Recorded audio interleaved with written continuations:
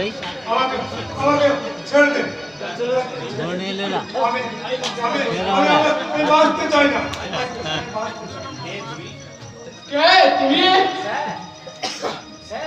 Sir এই আমাদের গাড়ির সঙ্গে এসে ঝাঁপিয়ে পড়ে আত্মহত্যা করার চেষ্টা করছিল। আত্মহত্যা? ওই তুই কাউ কথা তুই কাউ তুমি আত্মহত্যা কেন করতে যাচ্ছিলে?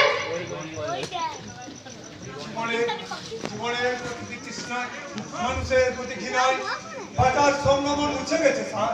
না, জীবনের মূল্য এভাবে নির্ধারণ করা যায় না, কারণ তোমাদের মতো তরুণ জীবনে প্রয়োজন আছে অনেক। শিক্ষিত বেকারের আমরা দেশের জঞ্জাল, সংসারের বোঝা। কে বলে কোনো প্রয়োজন নেই? তোমরা আপনিও করে আপনি স্পুটনিক গো, এই দেশ মাতার সময়ে তোমাদের একান্ত প্রয়োজন। আমাকে আমাকে প্রয়োজন। ইয়েস, তোমরাই পারবে দেশ মাতার সম্মান রক্ষা করতে, তোমরাই পারবে জননীর দুঃখ বাঁচাতে। আমি? হ্যাঁ ইয়ংরা, তুমি তুমি তুমি তোমাকে তোমাকে বাঁচার মধ্যস্থ করবো আমি।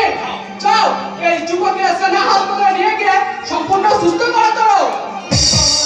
আমার মা, আমার বাবা, আমরা তোমার সব কথা শুনবো, আগে তুমি সুস্থ হয়ে নাও। আবার আমি বাঁচবো। বাঁচবে, নতুন করে বাঁচবে। আরে ভাই, মরতেই যদি হয় দেশের জন্য, জন্মভূমি মায়ের জন্য প্রাণ দাও। বীরুর মতো আত্মহত্যা করে অমূল্য জীবনটা শেষ করো না। আমি নতুন করে বাঁচতে চাই। হিরুর মতো আত্মহত্যা নয়, কখনো অশ্রু করা নয়।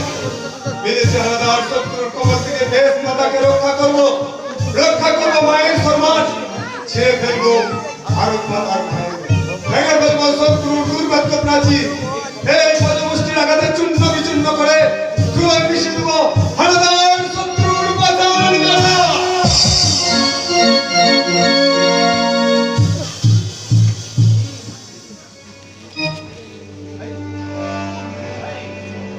হ্যাঁ হ্যাঁ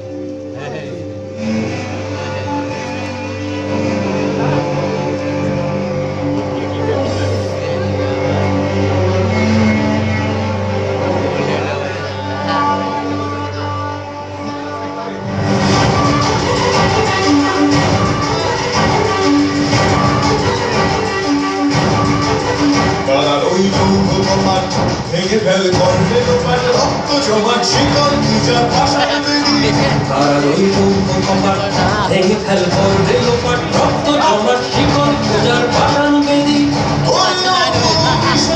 ভারতর প্রলয় মিশন বংশ নিশান প্রাচীর প্রাচীর বেদি ভারতর প্রলয় মিশন বংশ নিশান প্রাচীর প্রাচীর বেদি তারা ওই কপাট ভেঙে ফেল করবে লোপাট রক্ত জমাট শিকল